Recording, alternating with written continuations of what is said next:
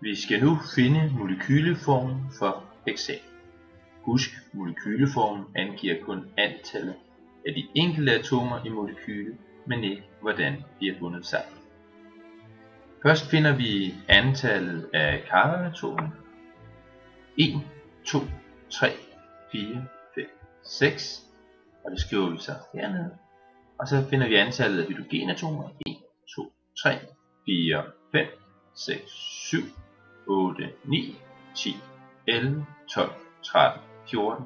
Og det skriver vi så her. Molekyleformen for hexan er altså C6H14.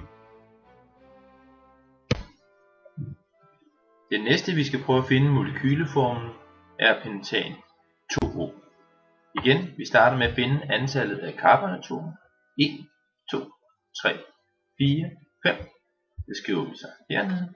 Så finder vi antallet af hydrogenatomer. 1, 2, 3, 4, 5, 6, 7, 8, 9, 10, 11, 12. Det skriver vi så her. Og så har vi et oxygen. Det skriver vi her. Molekyleformen for pentan 2O er altså C5H12O. Den næste vi skal prøve at finde molekyleformen for er 2-hydroxybutansyre. Igen, vi starter med at finde antallet af carbonatomer. 1, 2, 3, 4. Så skriver vi C4 hernede. Og så finder vi antallet af hydrogenatomer. 1, 2, 3, 4, 5, 6, 7, 8. Og det skriver vi så hernede. Og så antallet af oxygenatomer. 1, 2, 3. Og det skriver vi så her. Så molekyleformen for 2-hydroxybutansyre er C4H8O3. Nu prøver vi at gå lidt videre. Vi ved, at carbon den danner altid 4 bindinger, hydrogen danner altid 1 binding, og oxygen danner altid 2 bindinger. Når man skal skrive et molekyle op, så kan man gøre det på flere forskellige måder.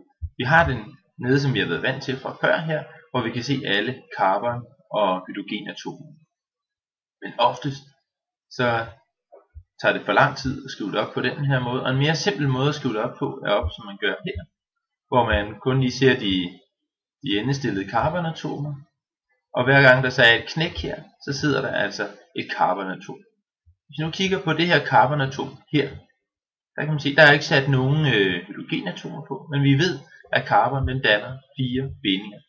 Det her carbonatom danner altså bindinger over til det her carbonatom, over til det her, og så er det 2 bindinger tilbage, og det binder det altså ud til hydrogenatomer, præcis ligesom man kan se hernede.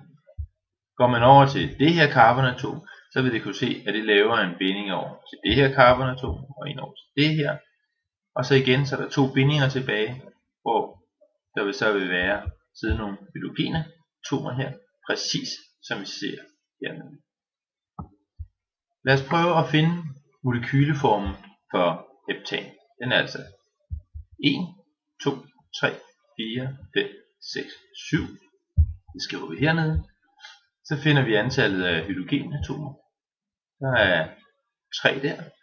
Her sidder der 2 hydrogenatomer. Det er 5, 7, 9, 11, 13 og 16. Og det skriver vi herovre. Og lad os prøve at tage et par flere eksempler med den nye måde at skrive tingene op. Her skal vi prøve at finde molekyleformen for 3-methylpentan. Først tæller vi antallet af carbonatomer. 1, 2, 3, 4, 5, 6. Det skriver vi hernede. Og så skal vi finde antallet af hydrogenatomer. Vi har 3 her, plus der sidder 2 hernede, det er 5. Så sidder en her, det er 6, 8. Og 3 herovre, så giver det 11, og det sidste 3 herovre, det giver 14. Og det skriver vi så hernede. Så molekyleformen for 3-methylpentan er altså C6H14. Den næste vi skal prøve at se på, det er den der hedder cyklohexan. Og lad os prøve at finde molekyleformen på den. Det er altså 1, 2, 3, 4, 5, 6 carbonatomer, og det skriver vi hernede, og så skal vi finde antallet af hydrogenatomer. Der sidder 2 her, 2 her, 2 her, 2 her, 2 her og 2 her, altså 6 gange 2, det er lige med 12 hydrogenatomer, og det skriver vi så her.